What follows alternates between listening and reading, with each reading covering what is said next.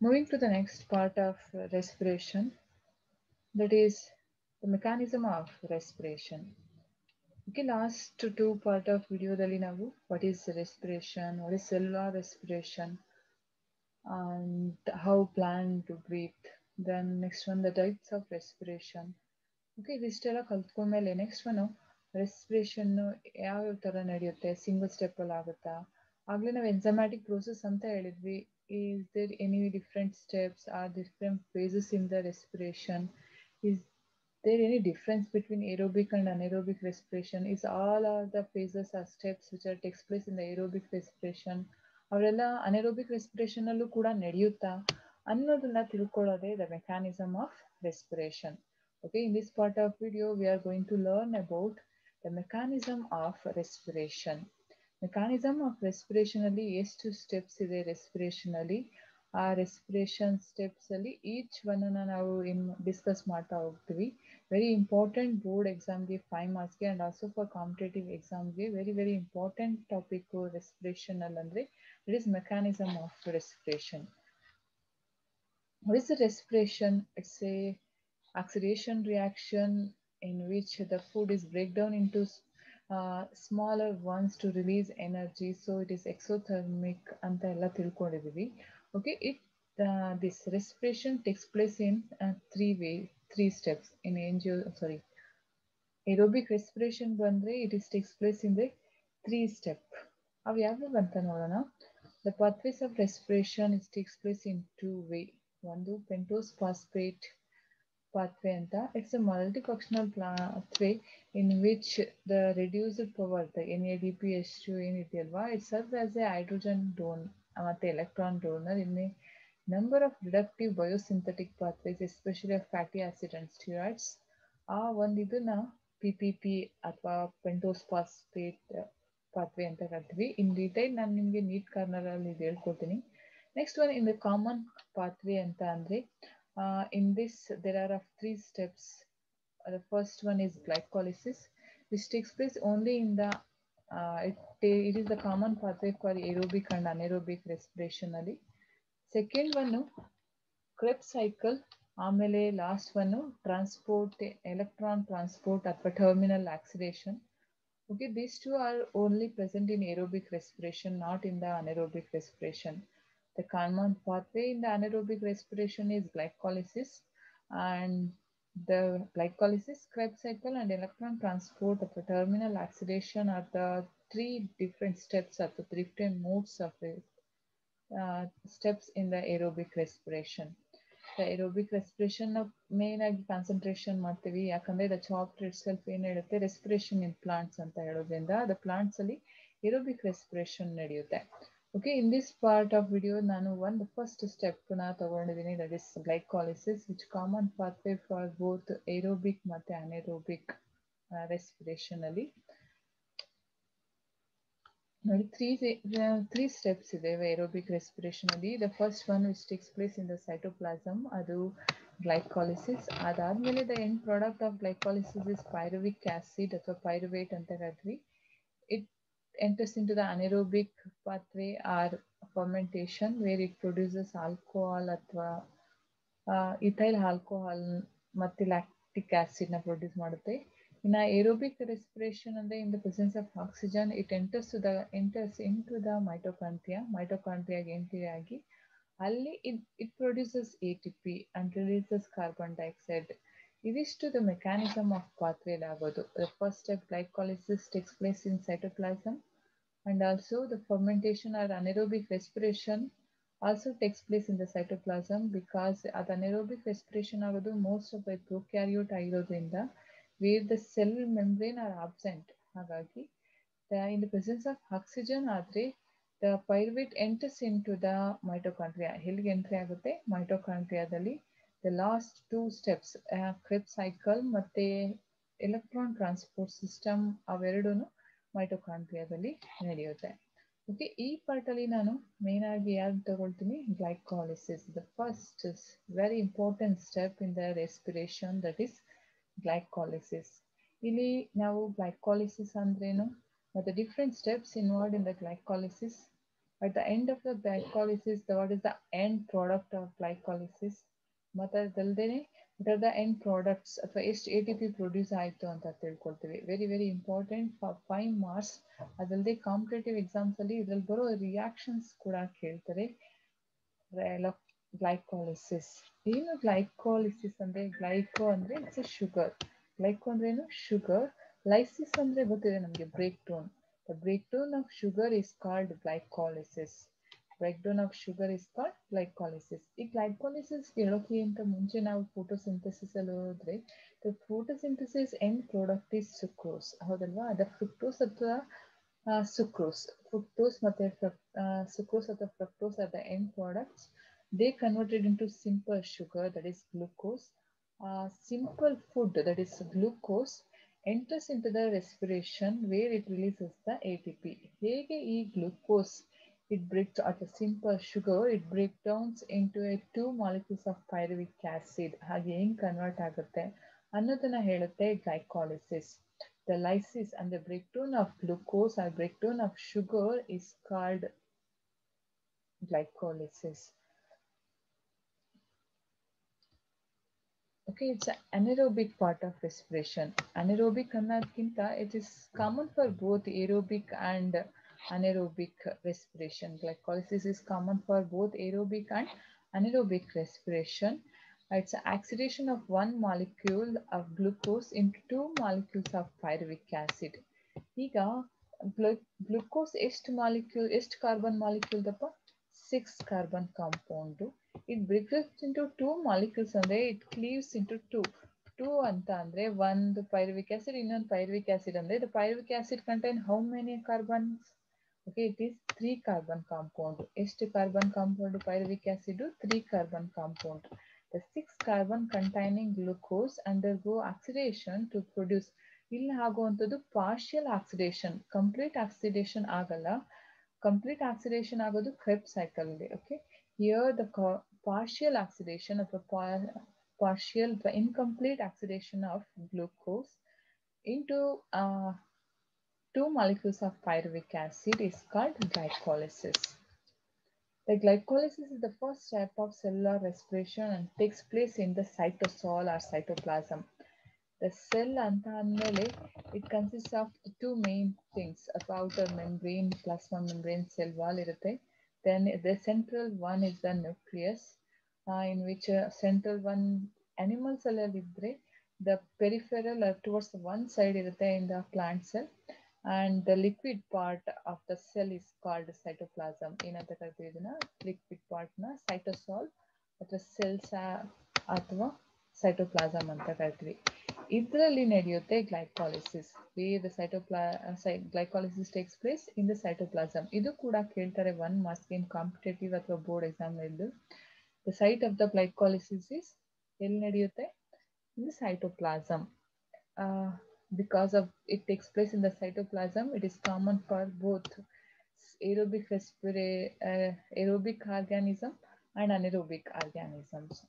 Okay, during glycolysis, it is not used for the oxidation, but it is brought about the dehydrogenation in the presence of NAD, and hence it's common step for the both aerobic respiration ಮತ್ತೆ anaerobic ಮತ್ತೆ fermentation ಗೆ common. ಯಾಕಂತಂದ್ರೆ ಇಲ್ಲಿ oxygen ನ use ಮಾಡ್ಕೊಳ್ಳಲ್ಲ for the break down of glucose. ಅದಲ್ಲದೆ ಇಲ್ಲಿ dehydrogenation ಆಗುತ್ತೆ in the presence of NAD. ಹಾಗಾಗಿ it's a common for both aerobic ಮತ್ತೆ anaerobic respiration. The glucose which enters into the cell where it converts undergoes several steps enzymatic reaction ಆಗುತ್ತೆ. It produces pyruvic acid. ಇದು the glycolysis pathway. It takes place in the cytosol or cytoplasm. ಎಲ್ಲಿ ನಡೆಯುತ್ತೆ? cytoplasm ಅಲ್ಲಿ ನಡೆಯುತ್ತೆ. In the presence of oxygen ಆದರೆ ಇದು next cycle ಕ್ರೆಬ್ ಸೈಕಲ್ಗೆ entry ಆಗುತ್ತೆ. Oxygen ಇಲ್ಲ ಅಂದರೆ anaerobic respiration ಅಥವಾ fermentation ಆಗುತ್ತೆ pyruvic acid ಅಥವಾ pyruvate. Okay, what are the steps involved in the glycolysis ಗಿಂತ ಮುಂಚೆ who discovered this glycolysis? Okay, glycolysis ನ 3 biochemists 1930 ಇದನ್ನ ಏನ್ ಮಾಡ್ತಾರೆ? ಪ್ರಪೋಸ್ ಮಾಡ್ತಾರೆ, ಡಿಸ್ಕವರ್ ಮಾಡ್ತಾರೆ. ಹಾಗಾಗಿ ಇದನ್ನು ನಾವು EMP ಪಾತ್ರೆ ಅಂತ ಕೂಡ ಕರಿತೀವಿ. EMP ಪಾತ್ರೆ ಅಂತ ಯಾಕೆ ಕರಿತೀವಿ ಅಂದ್ರೆ ದ 3 ಬಯೋಕೆಮಿಸ್ಟ್ರಿಸ್ಟ್ ಯಾರ್ಯಾರು ಎಮ್ಡೆನ್, ಮೇಯರಾಫ್ ಮತ್ತೆ ಪರ್ನಸ್ ಅನ್ನೋರು ಅವ್ರದ್ದು ಫಸ್ಟ್ ಲೆಟರ್ನ ತಗೊಂಡು ಈ ಗ್ಲೈಕಾಲಿಸಿಸ್ಗೆ ಇನ್ನೊಂದು ಹೆಸರು ಏನಂದ್ರೆ EMP ಪಾತ್ರೆ. ಯಾಕಂದ್ರೆ ಎಮ್ಡೆನ್, ಪರ್ನಾಸ್ ಮತ್ತೆ ಮೇಯರಾಫ್ are the 3 biochemists who discovered this glycolysis, that is breakdown of glucose into 2 molecules of pyruvic acid. ಹಾಗಾಗಿ ದ ಗ್ಲೈಕಾಲಿಸಿಸ್ಗೆ ಯಾಕೆ EMP ಪಾತ್ರೆ ಅಂತ ಕರೀತಾರೆ ಅಂತ ಕೂಡ ಕ್ವಶನ್ ಕೇಳ್ತಾರೆ. ಯಾಕಂದ್ರೆ because it is discovered by or explain by Embden, Meyerhof ಮತ್ತೆ Parnas. ಹಾಗಾಗಿ it is also known as ಏನಂತ ಕರಿತೀವಪ್ಪ, EMP ಪಾತ್ರೆ ಅಂತ ಕೂಡ ಕರಿತೀವಿ. ಗ್ಲೈಕಾಲಿಸಿಸ್ ಸ್ಟೆಪ್ಸ್ ನೋಡೋದಾದ್ರೆ the 1 molecules of glucose in the presence of the enzyme kinase. ಇಷ್ಟು ಮಾತ್ರ ಹೇಳ್ತೀನಿ. ಎಕ್ಸೋ ಅಂದ್ರೆ because it's 6 carbon containing, that's why ಎಕ್ಸೋಸ್ ಅಂತ ಕರಿತೀವಿ, hexokinase. and it utilizing ATP. ಎಷ್ಟು molecules of ATP ನ ಯೂಸ್ ಮಾಡ್ಕೊಳ್ತಾ ಇದೆ?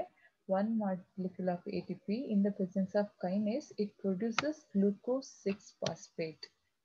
Okay, the glucose in the presence of kinase by utilizing 1 ATP to produce glucose 6-phosphate. ಈ ಪ್ರೋಸೆಸ್ನ ನಾವು phosphorylation ಅಂತ ಕೂಡ ಕರಿಬೋದು. ಏನಂತ ಕರಿಬೋದು? Phosphorylation in the presence of ಒಂದು ನಾವು ಎಲಿಮೆಂಟು, ಮಿನರಲ್ ಎಲಿಮೆಂಟು ಮ್ಯಾಗ್ನೀಷಿಯಂ ಇರಬೇಕು ಇದಕ್ಕೆ. ಓಕೆ, ಎಕ್ಸೋಕೈನಸ್ ಆಕ್ಟಿವೇಟ್ ಆಗಬೇಕಂದ್ರೆ ಏನಿರಬೇಕು? ಮೆಗ್ನೀಷಿಯಂ ಇರಬೇಕು, Mg2+. ಓಕೆ, ಇದೇ ರಿಯಾಕ್ಷನ್ ದ ಗ್ಲೂಕೋಸ್ 6-ಫಾಸ್ಫೇಟ್ ಆಗಿ ಕನ್ವರ್ಟ್ ಆಗೋದು ನಮ್ಮಲ್ಲೂ ಕೂಡ ಆಗುತ್ತೆ. ಎಲ್ಲಿ ಅಂದರೆ ಲಿವರ್ ಅಲ್ಲಿ ಆಗುತ್ತೆ. ಬಟ್ ಅಲ್ಲಿ ಎಕ್ಸೋಕೈನಸ್ ಬದಲು ಅಲ್ಲಿ ಗ್ಲೂಕೋಕೈನಸ್ ಇನ್ವಾಲ್ವ್ ಆಗುತ್ತೆ. ನಿಮಗೆ ಡೈಜೆಷನ್ ಅಲ್ಲಿ ಇದು ಹೆಲ್ಪ್ ಆಗುತ್ತೆ. In liver also in our body the glucose converted into glucose six phosphate in the presence of the kinase enzyme only. But ಅದು ಗ್ಲೂಕೋಸ್ ಕೈನೇಸು ಇಲ್ಲಿ ಎಕ್ಸೋಕೈನಸ್. ಒಂದು ATP ನ ಇಲ್ಲಿ ಯುಟಿಲೈಸ್ ಮಾಡ್ಕೊಂಡಿದ್ರೆ ನೀವು ರೆಸ್ಪಿರೇಷನ್ ಒಂದು ಏನಾದ್ರು ಎಕ್ಸರ್ಜೆನಿಕ್ ಅಥವಾ ಎಕ್ಸೋಥರ್ಮಿಕ್ ರಿಯಾಕ್ಷನ್ ಅಂತ ಹೇಳಿದ್ರಿ, ವೇರ್ ATP ಇಸ್ ಜನರೇಟೆಡ್ ಅಂತ, ಬಟ್ ಇಲ್ಲಿ ಯುಟಿಲೈಸ್ ಮಾಡ್ಕೊಂತಿದೆ ಅಂತ ಹೇಳ್ಬೋದು.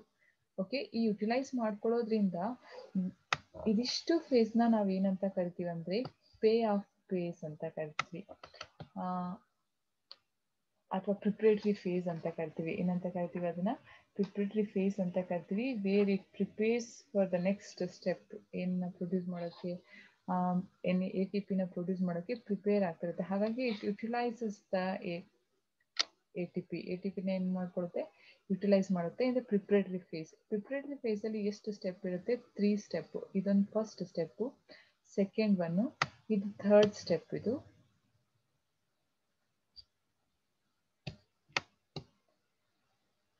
this is the third step.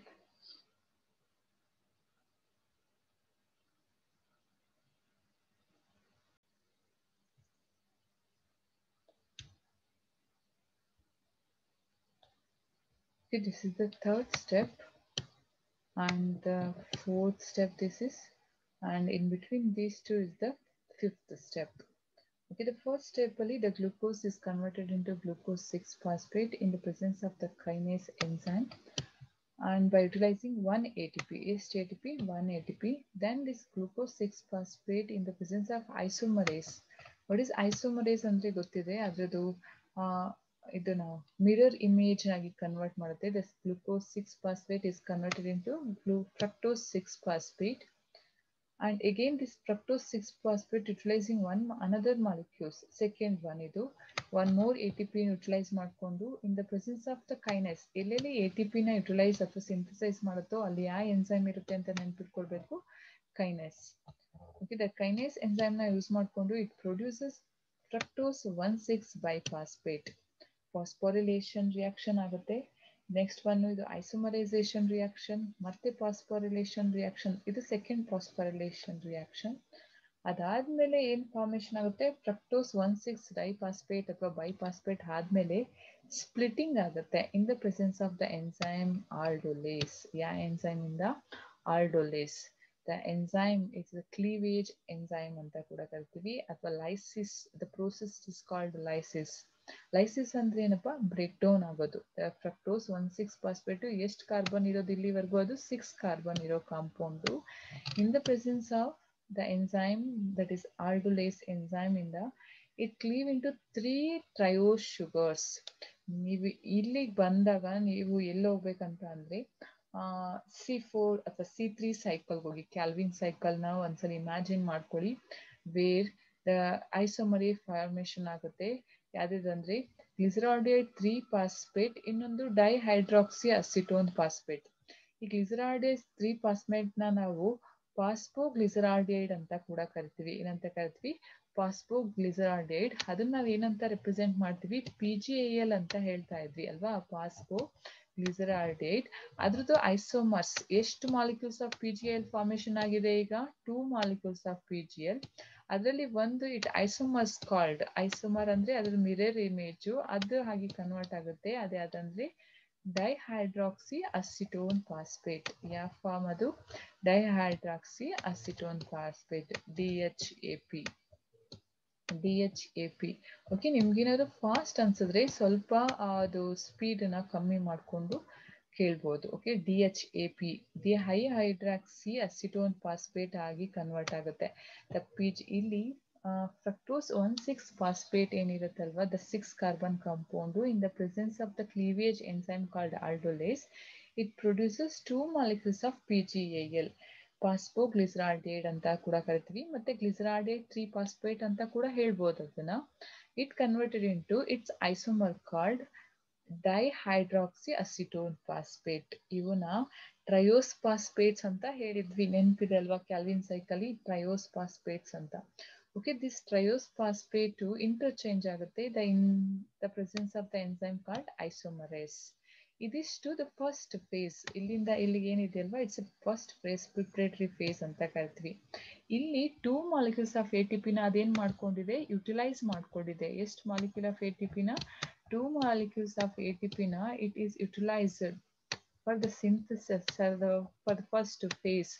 ಹಾಗಾಗಿ ಇದನ್ನ ಪ್ರಿಪ್ರೇಟರಿ ಫೇಸ್ ಅಂತ ಕರಿತೀವಿ. ಇಲ್ಲಿ -2 ATPs. ದ ನೆಕ್ಸ್ಟ್ ಆಫ್ ಏನಿದೆಯಲ್ವಾ, 6th ಸ್ಟೆಪ್ ಇಂದ ಏನಾಗುತ್ತೆ ನೋಡೋಣ. ಇಷ್ಟು ಫಸ್ಟ್ ಒಂದು ಫೇಸ್ ಅರ್ಥ ಆಗಿದೆ ಅನ್ಸುತ್ತೆ ನಿಮ್ಗೆ. Where the glucose is converted into glucose 6 phosphate. ಮತ್ತೆ ನಿಮ್ಗೆ NCERT ಟೆಕ್ಸ್ಟ್ ಬುಕ್ ನೋಡಿದ್ರೆ ಎನ್ಸೈಮ್ಸ್ ಎಲ್ಲ ಇಲ್ಲ, ATP ಮಾತ್ರ ಇರೋದು. ಎಲ್ಲೆಲ್ಲಿದೆ ಅಲ್ಲಿದೆ, ಎನ್ಸೈಮ್ಸ್ ಇರಲ್ಲ. ಹಾಗಾಗಿ ಎನ್ಸೈಮ್ಸ್ ಯಾರ್ಯಾರು ಕಾಂಪಿಟೇಟಿವ್ ಎಕ್ಸಾಮ್ಗೆ ಫೋಕಸ್ ಮಾಡ್ತೀರಾ ಅವ್ರಿಗೆ ಮಾತ್ರ ಇಂಪಾರ್ಟೆಂಟ್ ಆಗುತ್ತೆ. ಓಕೆ, ಬೋರ್ಡ್ ಎಕ್ಸಾಮ್ಗೆ ಈ ಎನ್ಸೈಮ್ಸ್ ಎಲ್ಲ ಬೇಡ, ಬರೀ ATPs ಎಲ್ಲೆಲ್ಲಿರುತ್ತೆ? ಈ ಫಸ್ಟ್ ಸ್ಟೆಪ್ಪಲ್ಲಿ ಇದೆ ಮತ್ತು ಥರ್ಡ್ ಸ್ಟೆಪ್ಪಲ್ಲಿ ಇದೆ. ಓಕೆ, ಫಸ್ಟ್ ಆ್ಯಂಡ್ ಥರ್ಡ್ ಸ್ಟೆಪ್ಪಲ್ಲಿ ಏನು ಮಾಡ್ಕೊಂಡಿದೆ? ATPನ ಅದು ಕನ್ಸ್ಯೂಮ್ ಮಾಡಿದೆ. ಇನ್ನು ಸೆಕೆಂಡ್ ಸ್ಟೆಪ್ ಹೋಗೋಣ. ಅಲ್ಲಿ ATPನ ಸಿಂಥಸೈಸ್ ಮಾಡುತ್ತೆ. ಆ ಫೇಸಲ್ಲಿ ದ ಫಾಸ್ಫೋಗ್ಲಿಸರಾಲ್ಡಿಹೈಡ್ ಅಥವಾ PgAl ಏನಿತ್ತಲ್ವಾ, ಅದು ಮತ್ತೆ ಒಂದು PgAlನ ಕೆಳಗೆ ತಗೊಂಡ್ವಿ. It undergo dehydrogenase. ಯಾಕೆ ಇಲ್ಲಿ ಹೆಂಗಿದು ಹೇಗುತ್ತೆ? ಆಕ್ಸಿಡೇಷನ್ ಆಗುತ್ತೆ. ವಿತ್ ಆಕ್ಸಿಜನ್ ಯೂಸ್ ಮಾಡ್ಕೊಳಲ್ವಲ್ಲ ಮ್ಯಾಮ್, ಹೆಂಗೆ ಆಕ್ಸಿಡೇಷನ್ ಆಗುತ್ತೆ? ಅವಾಗಲೇ ನಾವು ಇಂಟ್ರೊಡಕ್ಷನ್ ನಲ್ಲಿ ಹೇಳಿದ್ವಲ್ವಾ, instead of oxygen here hydrogen remove ಆಗಿ ಯಾವ್ದ್ರಿಂದ? 3 ಫಾಸ್ಫೋಗ್ಲಿಸರಾಲ್ಡಿಹೈಡ್ ಏನಿದೆಯಲ್ವಾ, 3 PgAl. ಆ 3 PgAl ಅಲ್ಲಿ ಒಂದು H+ ಅಯಾನ್ನ ರಿಮೂವ್ ಮಾಡಿ ದ NAD ಕೊಡುತ್ತೆ. NADಗೆ ಕೊಟ್ಟು ದ NAD ಏನಾಗಿ ಕನ್ವರ್ಟ್ ಆಗುತ್ತೆ? NADH2. ನೋಡಿ ಅಲ್ಲಿ ಇದು NAD ಅಂದ್ರೇನು? ನಿಕೋಟಿನಮೈನ್ ಡೈನ್ಯೂಕ್ಲಿಯೋಟೈಡ್. ಓಕೆ, ಇದು ಮತ್ತೆ ಅಲ್ಲಿ ನಾವು ಇವರಲ್ಲಿ ಏನ್ ಹೇಳ್ತಾ ಇದ್ವಿ? ಯಾರಲ್ಲಿ ಫೋಟೋಸಿಂಥಸಿಸ್ ಅಲ್ಲಿ P ಬರ್ತಿತ್ತು, NADPH2. ಇಲ್ಲಿ NADP ಬರಲ್ಲ, P ಇಸ್ ಫಾರ್ ಫೋಟೋಸಿಂಥಸಿಸ್, ಇಲ್ಲಿ P ಬರಲ್ಲ. ಹಾಗಾಗಿ NADH2 ಇಲ್ಲಿ ಫಾರ್ಮೇಶನ್ ಆಗುತ್ತೆ. ಓಕೆ, ಈ NADH2 ಏನ್ ಕೆಲಸ? ಓಕೆ, ಇದು ಆಕ್ಸಿಡೇಷನ್ ಆಗೋದು ಮತ್ತೆ ಎಲ್ಲಿ ಅಂತ ಅಂದ್ರೆ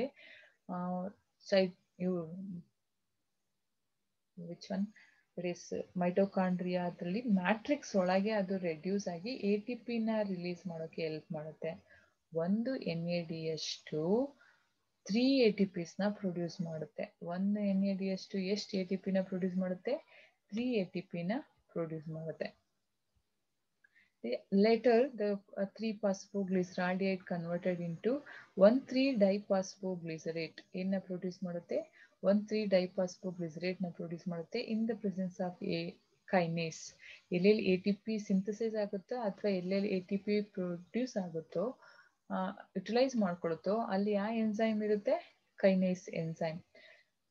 3-phosphoglycerate and undergo dehydrogenation to produce 1,3-diphosphoglyceric acid. 1,3-diphosphoglyceric acid. ಇದು ನಾವು ಶಾರ್ಟ್ ಆಗಿ 1,3 ಬೈ ಅಥವಾ ಡೈ 1,3-diPGA ಅಂತ ಹೇಳ್ಬೋದು. Okay, next one this 1,3-diphosphoglyceric acid undergo phosphorylation to produce 3-phosphoglyceric acid. 3-phosphoglyceric acid ನ ಪ್ರೊಡ್ಯೂಸ್ ಮಾಡುತ್ತೆ. 3-phosphoglyceric acid ನ 3PGA ಅಂತ ಬರಿಬಹುದು. PGA ಅಂತ ನಾವು ಓದಿದ್ವಿ ಕ್ಯಾಲ್ವಿನ್ ಸೈಕಲ್ ಹೇಳಿದ್ವಿ, ಫಸ್ಟ್ ಸ್ಟೇಬಲ್ ಕಾಂಪೌಂಡ್ ಫಾರ್ಮೇಶನ್ ಆಗುತ್ತೆ ಅಂತ. This PGA undergo in the presence of mutase. Okay, in the presence of mutase ಏನಾಗುತ್ತೆ ಅಂತಂದ್ರೆ ಇದು 2-phosphoglycerate ನ ಪ್ರೊಡ್ಯೂಸ್ ಮಾಡುತ್ತೆ. 2-phosphoglycerate ಇಲ್ಲಿ ನೋಡಿ, ಇಲ್ಲಿ ATP ಏನ್ ಪ್ರೊಡ್ಯೂಸ್ ಆಗುತ್ತಲ್ವಾ, ಈ 1,3-diphosphoglyceric acid ಅಲ್ಲಿರೋ ಒಂದು ಫಾಸ್ಫೇಟ್ ಗ್ರೂಪ್ ನ ADP ಕೊಟ್ಟು ATP ನ ಸಿಂಥಸೈಸ್ ಮಾಡೋದ್ರಿಂದ ಒಂದು ಸಬ್ಸ್ಟ್ರೇಟ್ ಇನ್ನೊಂದು ಸಬ್ಸ್ಟ್ರೇಟ್ ಆಗಿ ಕನ್ವರ್ಟ್ ಆಗ್ಬೇಕಾದ್ರೆ ATP ಸಿಂಥಸೈಸ್ ಆಗೋದ್ರಿಂದ ಇದನ್ನ ಸಬ್ಸ್ಟ್ರೇಟ್ ಲೆವೆಲ್ ಫಾಸ್ಫಾರಿಲೇಷನ್ ಅಂತ ಕರಿತೀವಿ. ಸಬ್ಸ್ಟ್ರೇಟ್ ಲೆವೆಲ್ ಫಾಸ್ಫಾರಿಲೇಷನ್ ಅಂದ್ರೆ ಏನಪ್ಪಾ? ಸಬ್ಸ್ಟ್ರೇಟ್ ಲೆವೆಲ್ ಫಾಸ್ಫಾರಿಲೇಷನ್ ಅಂದ್ರೆ one phosphate bond from the 1,3-diphosphoglycerate or 1,3-diphosphoglyceric acid ಅದು ಅನದರ್ ಒನ್ಗೆ ಟ್ರಾನ್ಸ್ಫರ್ ಮಾಡಿ ATP ನ ಸಿಂಥಸೈಸ್ ಮಾಡೋದ್ರಿಂದ ಅದನ್ನ ಏನಂತ ಕರಿತೀವಿ? ಸಬ್ಸ್ಟ್ರೇಟ್ ಲೆವೆಲ್ ಫಾಸ್ಫಾರಿಲೇಷನ್ ಅಂತ ಕರಿತೀವಿ. ಆಫ್ಟರ್ ದಟ್ ದಿಸ್ ಒಂದು ಫಾಸ್ಫೇಟ್ ಗ್ರೂಪ್ ಕಿತ್ತೋದ್ರೆ ಇನ್ನೇನು ಉಳ್ಕೊಳ್ಳುತ್ತೆ? 3-phosphoglyceric acid ಆಗುತ್ತೆ. This one again is converted into 2-phosphoglyceric acid ಆಗಿ ಕನ್ವರ್ಟ್ ಆಗುತ್ತೆ. in the presence of mutase rearrangement ಆಗುತ್ತೆ. 3 ಇದ್ದಿದ್ದು 2 ಆಗುತ್ತೆ. ಅದು ಚೇಂಜ್ ಫಾಸ್ಫೇಟ್ ಗ್ರೂಪ್ ಚೇಂಜ್ ಆಗೋದ್ರಿಂದ ರಿಅರೇಂಜ್ಮೆಂಟ್ ಆಫ್ ಫಾಸ್ಫೇಟ್ ಆಗೋದ್ರಿಂದ 2-phosphoglycerate ಆಗುತ್ತೆ. Then it undergo dehydrogenation. ಒಂದು ಹೈಡ್ರೋಜನ್ ಏನಾಗುತ್ತೆ ಡಿಹೈಡ್ರೇಟ್ ರಿಮೂವ್ ಆಗಿ in the presence of enolase ಇಂದ this 2-phosphoglyceric acid phosphoenol pyruvic acid ಆಗುತ್ತೆ. ಇದು ನಾವು ಪೆಪ್ಪ ಅಂತ ಕರಿತಾ ಇದ್ವಿ ಅಲ್ವಾ, PEPA ಅಥವಾ ಪೆಪ್ ಅಂತ ಕೂಡ ಕರಿಬಹುದು. PEP ಅಂತಂದ್ರೆ ಫಾಸ್ಫೋಇನಾಲ್ ಪೈರುವೇಟ್ ಅಂತ ಹೇಳ್ತೀವಿ. ಎ ಬರೆದ್ರೆ ಪೈರುವೇಟ್ ಬದಲು ಆಸಿಡ್ ಅಂತ ಹೇಳಿದ್ರೆ ಫಾಸ್ಫೋಇನಾಲ್ ಪೈರುವಿಕ್ ಆಸಿಡ್ ಅಂತ ಹೇಳಿದ್ರೆ ಪೆಪ್ಪ ಆಗುತ್ತೆ. PEPA ಅಥವಾ ಪೆಪ್ ಅಂತ ಕೂಡ ಹೇಳ್ಬೋದು. ಫಾಸ್ಫೋಇನಾಲ್ ಪೈರುವೇಟ್ ಆಗುತ್ತೆ. ನೆಕ್ಸ್ಟ್ ಒನ್, ಈ ಫಾಸ್ಫೋಇನಾಲ್ ಪೈರುವೇಟ್ ಅಲ್ಲಿ ಒಂದು ATP ನ ರಿಮೂವ್ ಮಾಡಿ it produces ATP. that is also as example for substrate level phosphorylation. ಇಲ್ಲೊಂದು ATP ಪ್ರೊಡ್ಯೂಸ್ ಆಗುತ್ತೆ. ಇಲ್ಲೊಂದು NADH2 ಪ್ರೊಡ್ಯೂಸ್ ಆಗುತ್ತೆ. ಎಷ್ಟು NADH2? ಒಂದು NADH2 ಮತ್ತೆ ಒಂದು ಪೈರುವೇಟ್ ಪ್ರೊಡ್ಯೂಸ್ ಆಗುತ್ತೆ. ಮ್ಯಾಮ್ ನೀವು ಹೇಳಿದ್ರಿ ಗ್ಲೂಕೋಸ್, ಒಂದು ಗ್ಲೂಕೋಸ್ ಆಕ್ಸಿಡೇಷನ್ ಆದ್ರೆ 2 ಪೈರುವಿಕ್ ಆಸಿಡ್ ಬರುತ್ತೆ ಅಂತ. ಎಸ್, ಬಟ್ ನಾವು ಇಲ್ಲಿನೂ ಒಂದೇ ಒಂದು ಟ್ರಯೋಸ್ ಫಾಸ್ಫೇಟ್ ತಗೊಂಡಿದ್ದು ಹೌದಲ್ವಾ, ಅಲ್ಲಿ 2 ಟ್ರಯೋಸ್ ಫಾಸ್ಫೇಟ್ ಪ್ರೊಡ್ಯೂಸ್ ಆಗುತ್ತೆ.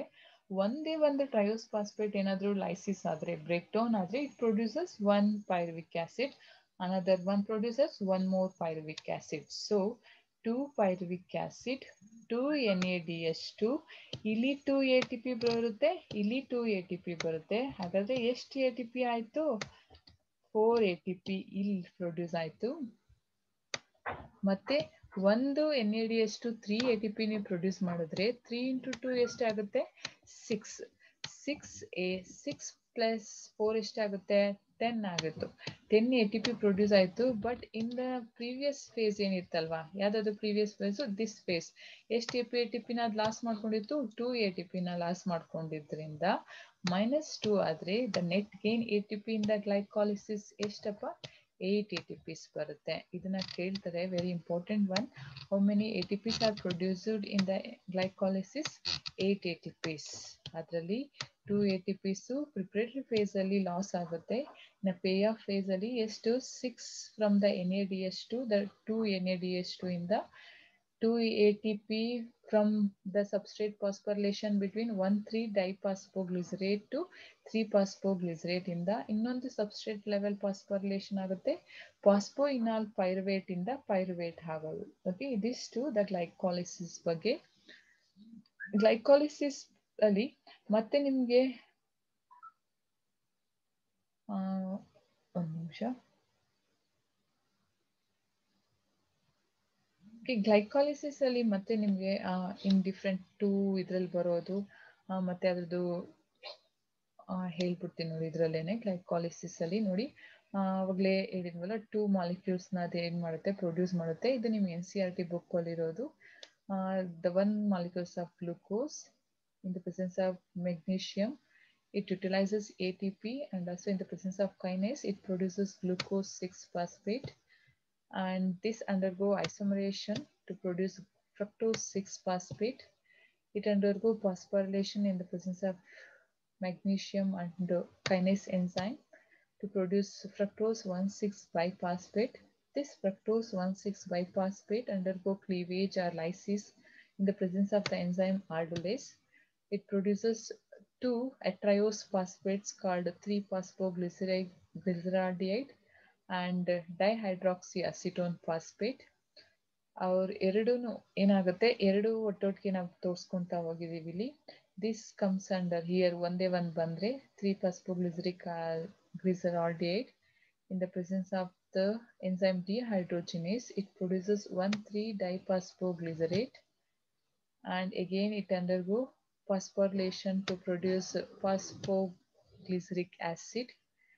This undergo rearrangement in the presence of the mutase to produce 2-phosphoglyceric acid, and again it undergo dehydrogenation in the presence of enolase enzyme and also in the presence of Mg+ ions. It produces 2-phosphoenol pyruvic acid PEPA. The 2 molecules of phosphoenol pyruvic acid undergo phosphorylation to produce pyruvic acid. ಒಂದು ಇದರಿಂದ formation ಆದರೆ ಇನ್ನೊಂದು ಇದರಿಂದ formation ಆಗುತ್ತೆ. So at the end of the glycolysis, the 2 pyruvic acids are produced. The phase ಅಲ್ಲಿ 10 ATPs produce ಆಗುತ್ತೆ. In the preparatory phase ಅಲ್ಲಿ 2 ATP ನ ಕನ್ಸ್ಯೂಮ್ ಮಾಡ್ಕೊಳ್ಳೋದ್ರಿಂದ this NADH2 undergo oxidation in the side mitochondria, where it 1 NADH2 produces 3 ATP. During the transport of electron, it produces 3 ATP. So 2 molecules ಅಲ್ಲಿ 6 ATP ಬರುತ್ತೆ. The 2 ATP from one first substrate level ಅಲ್ಲಿ, another 2 ATP in the second substrate level ಅಲ್ಲಿ. In the payoff phase 10 ATPs produce ಆಗುತ್ತೆ. -2 ಅಂದ್ರೆ 8 ATPs are the net gain ATPs of glycolysis. Okay, next one is another the detailed one. Glycolysis too, the same as all the enzymes and are same. Here the two things are written.